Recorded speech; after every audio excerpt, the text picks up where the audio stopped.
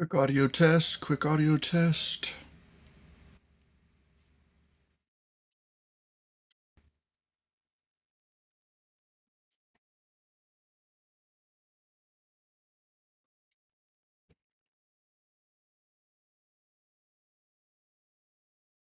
Hey, how are y'all doing? We'll get this kicked off here in just a second. Quick audio test.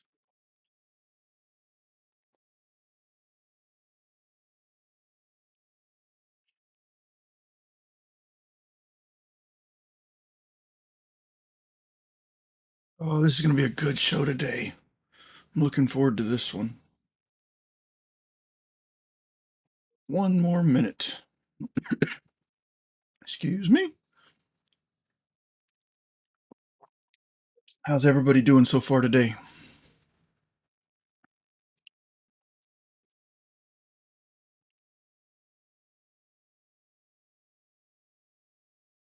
Looks like all of my stuff's coming through good. Facebook people, can y'all hear me?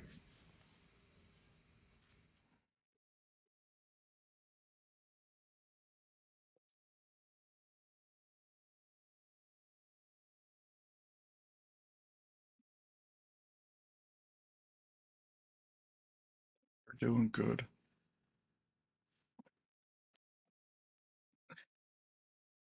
Oh, man. I don't think people realize I still get jitters when I go live. Hey, Robert.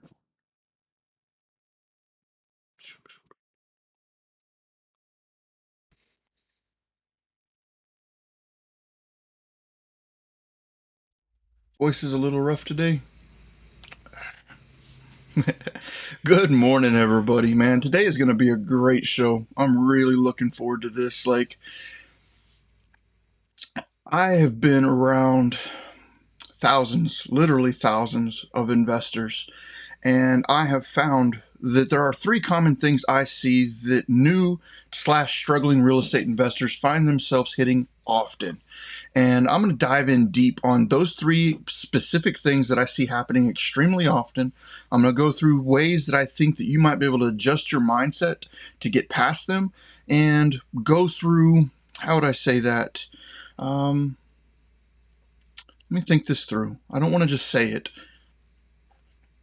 If you are willing to commit and you are willing to accept that what I say today might have a grain of truth to it, and you apply the things that I'm saying to you today, I really think that you're going to find yourself in a position that you might not have predicted yourself to be in and find a greater amount of success in real estate if you follow the three things that I'm trying to explain to you today. So let me hit something from our commercial sponsors real quick, and I'll be right back with you. You see that blue dot? That's Steve. Just looking at houses left and right. Look at him go. Get the Propelia mobile app and drive for dollars today. All without leaving your car. All right. So I was in Arizona one day and I was listening to a presentation by a woman named Brittany Washington. She's a really successful title escrow officer. She owns her own title company. And she said something during her presentation that struck me as phenomenal. I think we've all probably heard the saying, knowledge is power. Like, I've probably remembered that since I was a kid. Like, I cannot remember the first time I heard that, but I've heard that countless number of times in my life. But she said it a little differently, and I don't know if I can directly attribute this quote to her because I don't know if it came from her or if it came from someone else. But she said, knowledge is not power. And when she said that, it struck me as odd because, I've been told my whole life, knowledge is power, knowledge is power. And she changed it up. She said, knowledge is not power. Knowledge applied is power. And when she said that, like, as ridiculous as it sounds, like, that just blew my mind for the rest of the day. Like, knowledge is not power. Like, I cannot express to you how many times I have seen extremely intelligent people come up to me that are just packed full of knowledge and can't accomplish a damn thing. And I don't say that to be rude. I say that as just a overarching, you know, scenario I see. People have massive amounts of knowledge, but they take no action. And I need to express, and we've probably all heard this one before. Imperfect action beats a perfect plan. I cannot express to you enough. So if you are struggling to get deals done, here's what I find people often doing. They're saying, well, I need to figure this out. I need to figure that out. I need to figure that out. And there's always a long list that never ends of I need to figure that out. I can promise you that with only a fraction of the knowledge that you think you need to have in this business, if you are consistently taking action, your results will exponentially grow beyond people that have 10 times more knowledge than you. Knowledge is quite often not the missing link in your business. Knowledge is quite often the thing that most people consume the most of.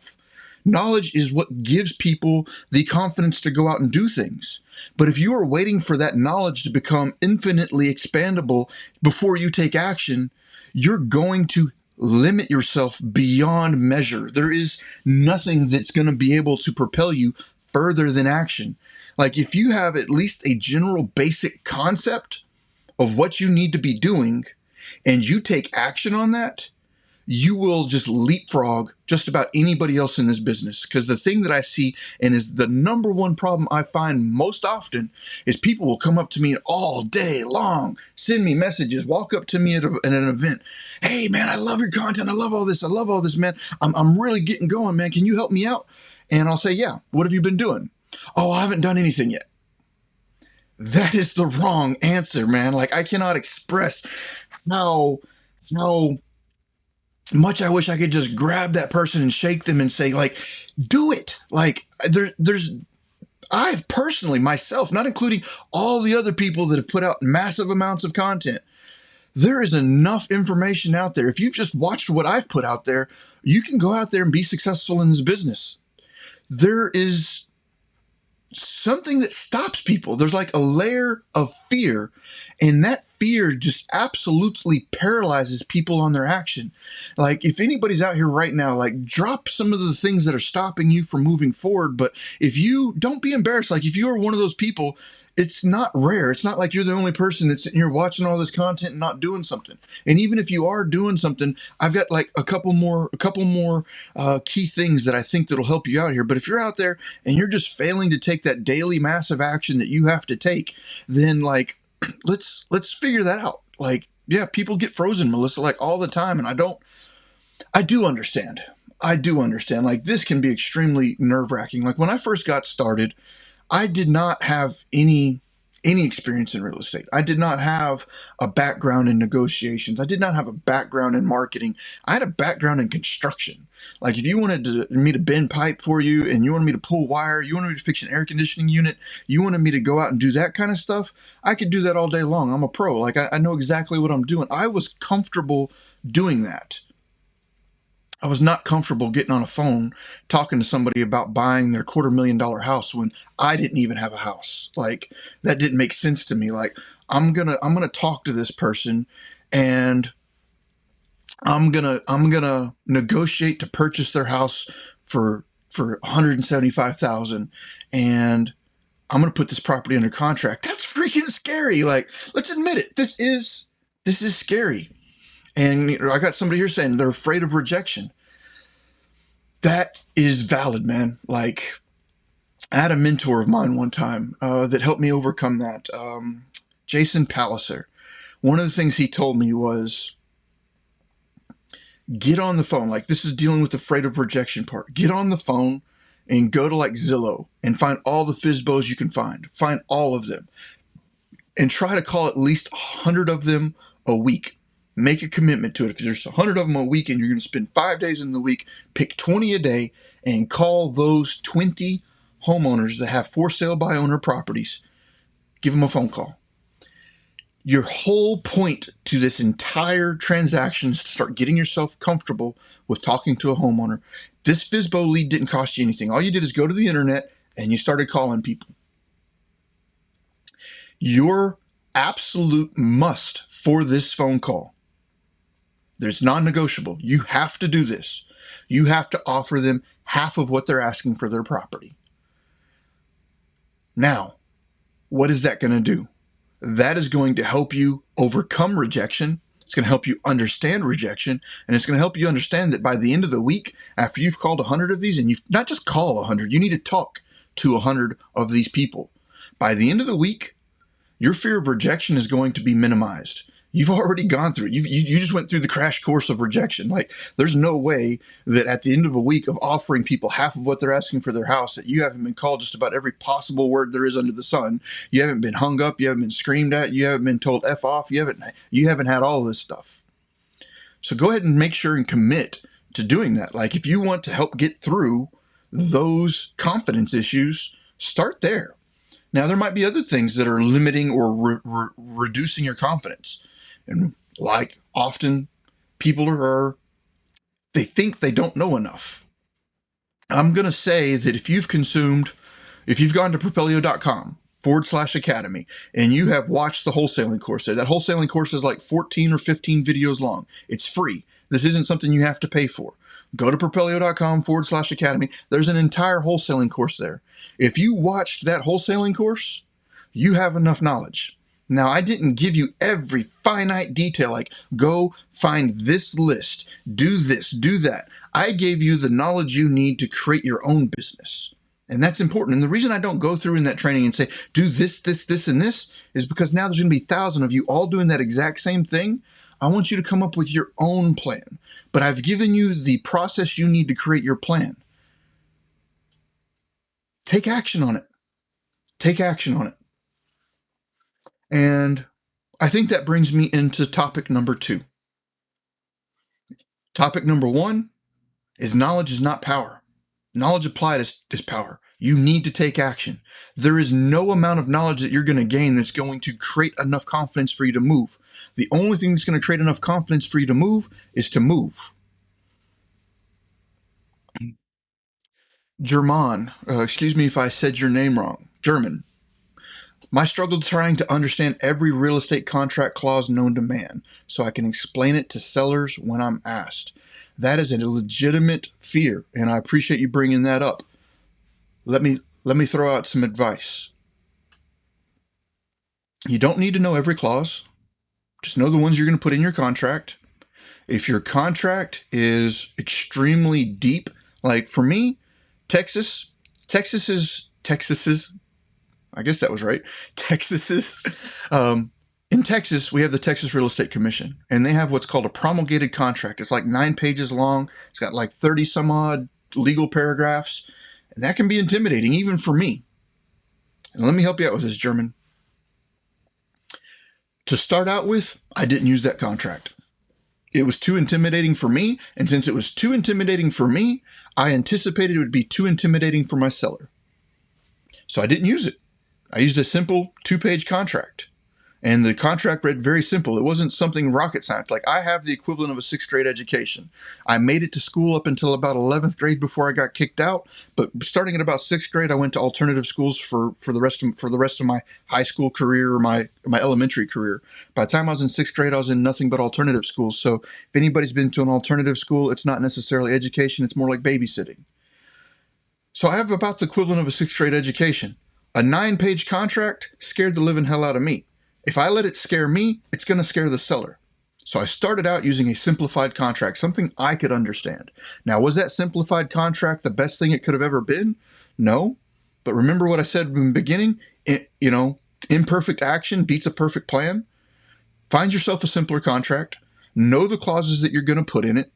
And once you've put the clauses in it that you know, now if a question is asked of you, you know what's going on. They're not going to ask you questions outside of your contract.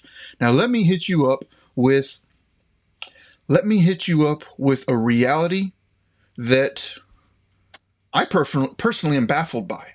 This is something that I found. When I got out and I started contracting properties, your contract is signed before you present the contract. Let me say that again. Your contract is signed before you ever present the contract. What do I mean by that? My conversation with the seller has already addressed some of the key points of this contract. What are the key points of this contract? How much am I going to pay you for it? When are we going to close? And are there any special provisions that are required, such as you need a lease back or you need something like that? We've already discussed all of this. We've already agreed on all of this. When I start to pull out the paperwork, I don't call it a contract. Some people do. Some people argue back and forth. I don't call it a contract. I call it the purchase agreement. When I pull out the purchase agreement, I say, okay, all this really does is put in writing so that way the title company, we're going to submit this to a title company so they can get the title ready, and they'll be the ones that handle this process just like when you purchase the house. But we're going to go ahead and get all this in writing so the title company knows exactly what you and I have already agreed to. We've agreed to, and I'll just write it in right there in front of them. I'll buy it for $111,000. We'll close on July 19th, and you've got a 1 week lease back. Okay, and I'll let them watch me fill that in. And then whenever I hand it over to them, I'll say, we need to sign here and here. Feel free to read over it if you'd like to. And I hand it off to them. In probably 100 plus contracts, I've never once had somebody go through line by line by line and read it. I have had a couple of people go through and ask me some questions, but out of 100 plus contracts, the people that really started going through and asking me questions, probably less than 10. So I would like for you, German, to go ahead and think about that and commit to yourself to go ahead and going out there, finding yourself a simplified contract, getting to understand it, and moving forward with that. If y'all are getting some excitement out of this, y'all are getting some benefit out of this, drop some comments, share with your friends, do all those fun, wonderful things, and keep it moving forward. But let's move on to the next topic. Topic number 1: imperfect action will beat knowledge every single day. Imperfect action will beat knowledge every single day. Number 2, and I call this kind of like the shiny object syndrome. This is like a killer for most of the people that are struggling in this industry or just getting started in this industry. There are, at the very least, in the back of my mind, 12 different acquisition and disposition strategies. Acquisition meaning ways to purchase a property, disposition meaning ways to sell a property. There are at least 12. If there are at least 12 of them, people go out and, what do I say?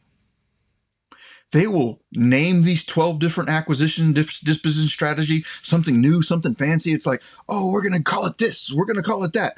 It's the same damn thing. They just called it something new, so it's easier to sell a course. Like, there's really only about 12 different ways to buy and sell a house. Don't overcomplicate it. And don't get drawn into that shiny object if somebody's like, okay, we're going to talk about wholesaling. Well, somebody's going to go off and call it option auction contracts. Ooh, option auction contracts. I'll go buy that course. Okay, that's wholesaling. You just bought another course on wholesaling. Be careful. Be careful. What I'm trying to say, though, is you are not going to be a successful real estate investor if you are trying to apply all of these different strategies up front. Like, if you've never done a deal before and your thought process is, okay, I'm going to wholesale, I'm going to go through and I'm going to do short sales, I'm going to do subject twos, I'm going to do wraps, I'm going to do rehabs, I'm going to do all these different things, you're setting yourself up for failure big time.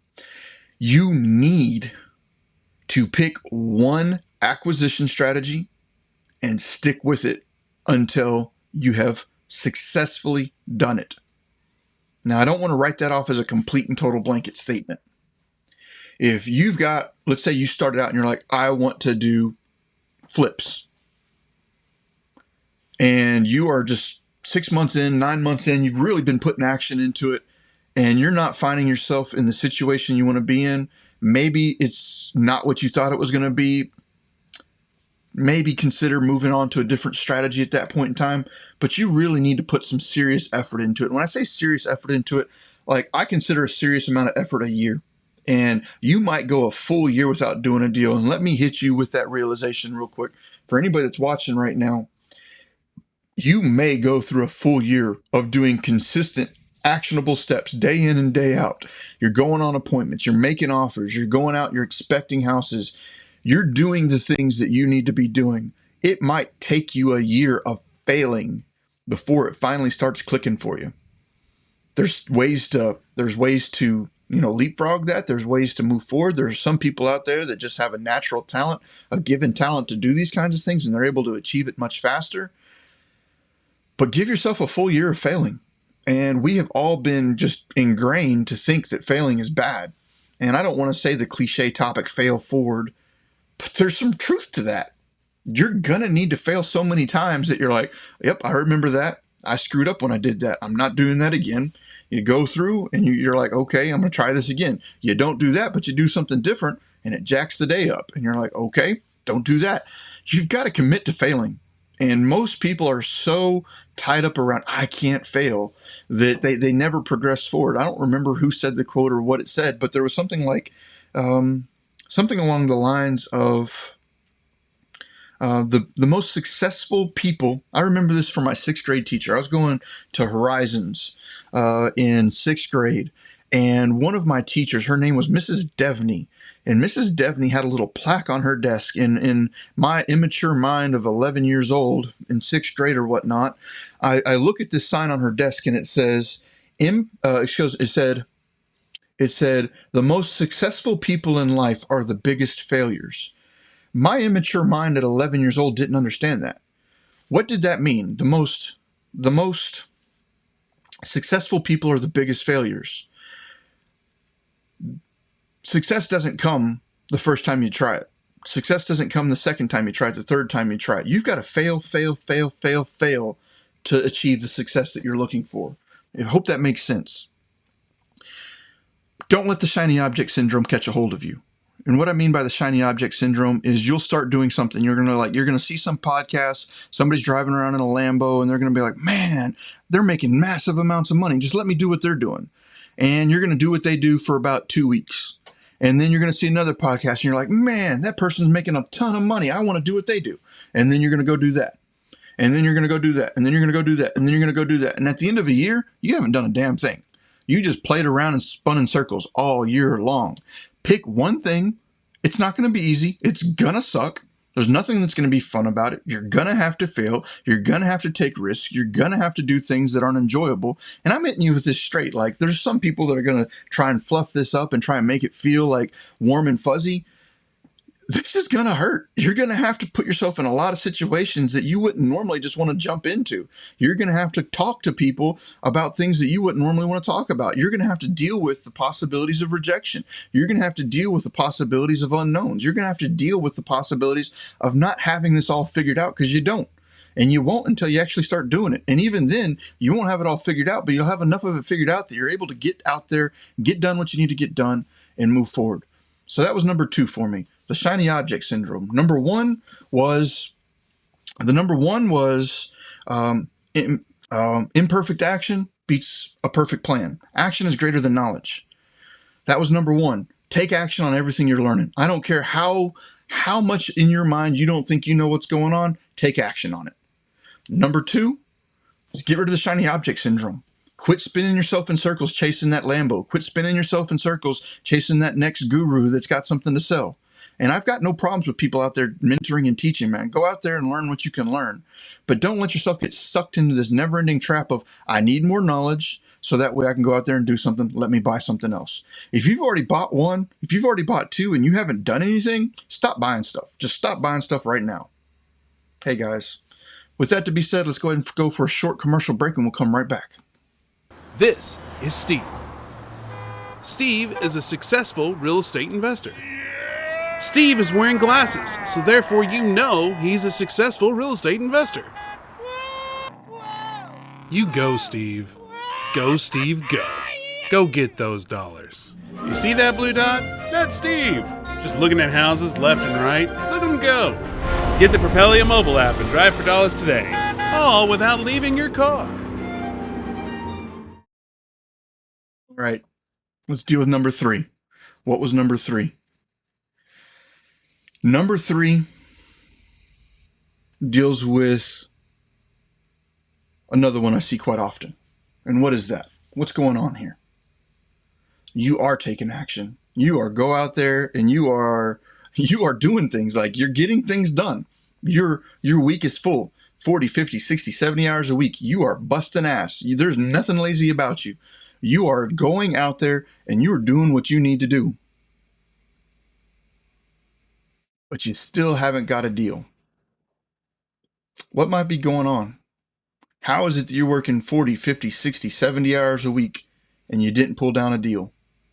And you've done this for months, if not even 6 months, 7 months, 8 months, 9 months, and you still haven't pulled down a deal.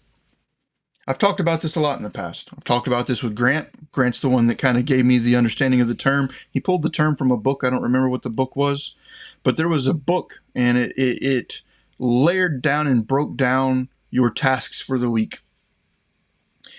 You may be working 20 hours, 30 hours, 40 hours, 50 hours, 70 hours, but you are not working on revenue generating activities. Your RGA. Somebody said right there, busy work.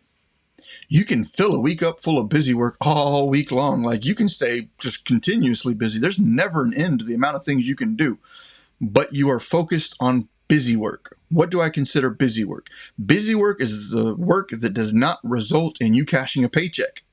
You need to focus on a paycheck. Like if there's any entrepreneurs out here, if there's anybody that's ever had to run their own business, if there's anybody that's ever had to has ever successfully ran their business, you learned really quickly, you must focus on revenue generating activities. Let's say I'm an electrician and I want to go start my own company. I can't spend my first 6 months designing my business cards, creating my LLC, going through and creating spreadsheets, going through and organizing my work truck, going through and purchasing supplies. Are all those things that are important to your business? Yeah. But if that's the only damn thing you do, you're never going to make any money. If you want to make money in your new electrical company, you need to go do some electrical work. So everything you need to do needs to revolve around you finding how to do electrical work. Well, I see this exact same thing with real estate investors. One of the things they'll say is, well, I need my LLC. I need my DBA. I need a purchase agreement. I need this. I need that. I need this. I need that. I need this. I need that. And they fill up their entire week, their entire month, their next 3 months worth of massive amounts of work, and not a single damn thing that they do would get them paid. What things get you paid? Somebody right here put a really good statement in. You need to make offers and talk to people. If you didn't spend 40 hours a week talking to people and making offers, you're not going to make any money. So really be honest with yourself. Sit down and review what you did this last week. Look at all the little tasks you did this week. What did you do this week that's going to get you paid? And if at least half of your week did not revolve around getting yourself some money, then you need to shift your week around. Most people don't want to hear this. The book Ready, Fire, Aim explains that. I appreciate that. I wanted to give credit to the book because I didn't remember who it was. Grant was the one that exposed me to that concept. But if y'all want to read that book, Ready, Fire, Aim, that's the one that's going to be talking about how to position your business and position your work week around creating revenue. Revenue generating activities are the only things that are going to make you money.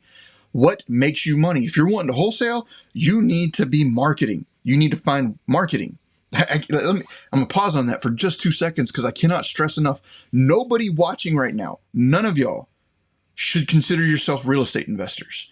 And I don't say that in a derogatory way. I want you to retrain your mind. Think about your mind in a different way. Here's what I want you to do. You are professional marketers that specialize in real estate investing. And I think if you shift your mindset to that, stop thinking about real estate investing. A lot of y'all have probably consumed hours, if not hundreds of hours of education that teaches you about real estate. But none of y'all are real estate investors. What are you? You are a marketer that focuses on real estate investing. If you shift your mindset up to that, start gaining a little bit of knowledge on marketing, start understanding different ways of negotiating, and put that plan together, apply it to your real estate investing, and watch your revenue generating activities explode. Okay? I want you to think about that, and I want you to put that mindset in, because if you're not marketing, even marketing is texting, calling, sending direct mail, talking to people in line at the grocery store. If you're sitting there at the gas pump, making a conversation with the person next to you, that is all marketing. You are marketing yourself as someone that can solve problems with real estate investing. You've got to do that day in and day out to get yourself to that next deal. I appreciate that, Ken, man. Like I want to see you pull down a deal, man. Like go out there in the next month, follow up on these things that I'm talking about right now, and pull down a deal. The market we're in right now is a tough market. Like I think we all know this is odd. This market we're in is not natural. But I can promise that anybody that's in here, if you quote unquote cut your teeth in this market, your skill set will be phenomenal. You might not go out there and make 5 million this year. You might only make 100. You might only make 500. But the skill set that this type of market will teach you when this market shifts, and I wholeheartedly believe it will, when this market shifts, you're going to find yourself in a position where your skill set is prepared for an opportunity to shift wealth like you've never seen before. If this market turns the other direction on you and you have acquired this skill set, you've honed this skill set, you will be prepared to help thousands of people and you will be rewarded greatly for that effort. You will be able to not only change your life, you'll be able to change your children's life, your grandchildren's life, the life of your parents, the life of your community, the life of the people around you. Real estate investing can change lives. It's changed my life. It's changed the lives of many people I've known. It's not easy. It's not something you're going to go out there and just like miraculously overnight become a multimillionaire. It's really easy to get up there and glamorize it because there is a lot of money to be made here.